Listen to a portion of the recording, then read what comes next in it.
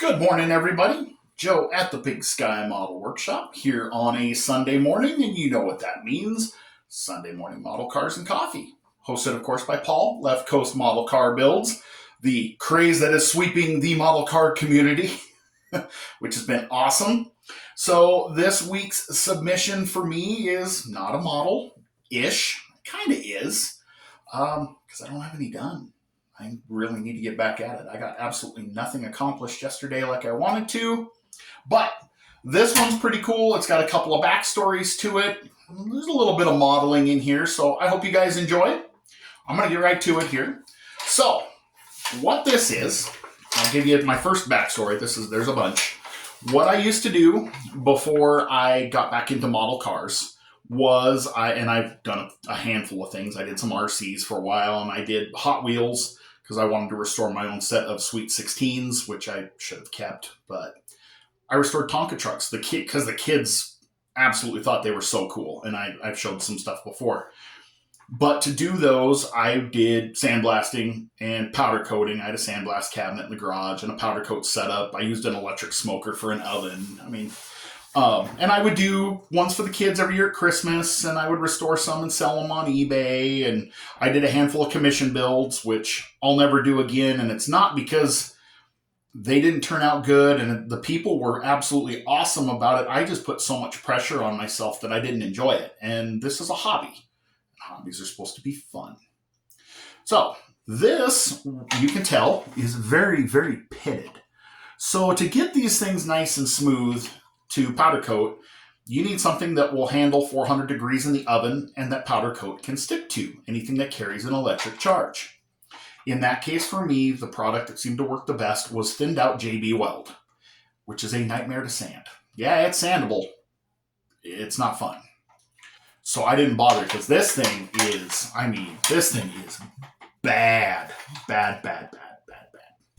But that takes me into backstory number 2. So here in central Montana, the fair caps off every year with the Demolition Derby. I have been a huge fan of the Demolition Derby since I was about 2 years old. I have not missed one since I was 2. That was in 1980. I used to ride around town on my bike as a kid and see all the cars that were being built. And they used to, until guys got a little rowdy, they used to let them drive and put them in the parade the Thursday before. They let them drive them to the parade and back home, which was super cool.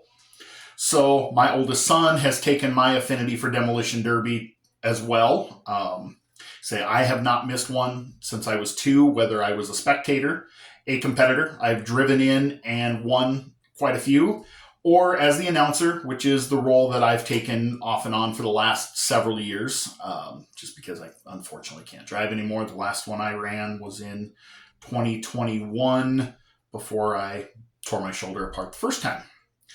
Anyway, one of the classes that has become, it kind of become popular for a while was the truck class, which is one my son loves. Pickup trucks, vans, Suburbans. You guys may have seen some different areas. So this came in a lot of trucks. It is a 1966 or 1967 Tonka wrecker. You guys have probably seen one. They're white. They have a Tonka AA wrecker, and they have a tow bed that snaps in the back. So this thing, as you can see, is just way too pitted to be salvaged into anything. It just wasn't worth that. But he really wanted a Demolition Derby truck. I used to build Hot Wheel ones for him. I would take a Hot Wheel car, paint the driver's door white, pull the windows out with a pair of needle nose pliers, and then draw numbers on them for him. So we went to this. So as you notice, the driver's door on this truck is white. And the reason that is where we run, you are required to have a white driver's door for safety so that it can be seen in the heat of battle. And if you hit it, you're out. So that makes sense. We've had white driver's doors since probably the 70s, maybe even sooner.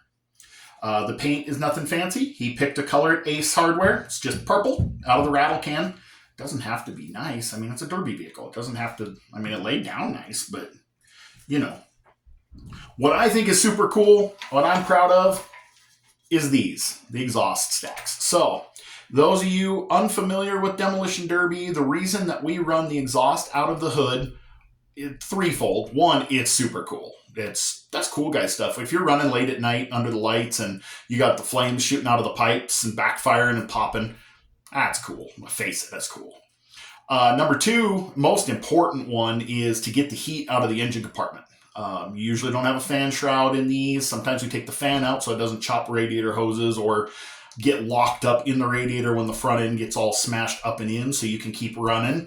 So you need to get every ounce of heat out of the engine compartment that you can. Heat obviously rises, so you route the exhaust out of the hood. It gets that out of the way. And tied in with that is threefold is sometimes the only way you can tell things are running, because you usually don't have any gauges because you keep things pretty simple. The less things you have, the less things can fail. So sometimes the only way you can tell it if you're running is by seeing the exhaust coming out of the hood. Or if you're cranking and you know it's about to fire, you see that black smoke puffing. It's where you mat it to the floor and just crank and pray that it will fire back up. So what I did is I bought a piece of brake line tubing at the auto parts store. I cut these ends off because they're flared, took the little fittings off, and then I took a little piece of scrap metal and I ran zip screws through the tube, through the plate, and then I just riveted the plate to the top side of the chassis to hold them in place. I took what was left of the tube and bent it and zip screwed it to the underside of the bed, because in the truck class you have to have a rollover bar in case you get knocked on your side, because these have a high center of gravity and that happens. Tires came out of the parts box. I did the white walls the way where you like spray paint down on a piece of cardboard or wood and just smack them down and it hits the raised white. I could never make that work on model car tires, but these are pretty flat, so it works really well. The numbers, I just literally cut out of I had a spare vinyl number for one of my sport compacts, and I just freehand cut some number 7s because that's the only, yeah, I could either cut 1s or 7s out of what I had. So 7 it was. So, and that number does have some special meaning in our family. That's a different story for a different day. So, anyway, that is what I've got for you. It's kind of a model. I hope you guys like it. Just want to say thank you guys very much for allowing me to be part of this community. This is video number 50. I started doing this the first weekend of July, and I'm already to that and almost 300 subscribers. And from the bottom of my heart and my family's heart, thank you. You guys have been so welcoming and so kind. I've made some friends here. The comments and the likes and the shares and the subscribes and helping each other out, the emails. It's awesome. This community is incredible, and I'm so grateful to be a part of it. And I hope other people, if you're on the fence about jumping in and doing this, do it. Grab your phone. I got a $20 phone stand here, or camera stand, and my smartphone, my regular everyday phone. Just jump in and do it.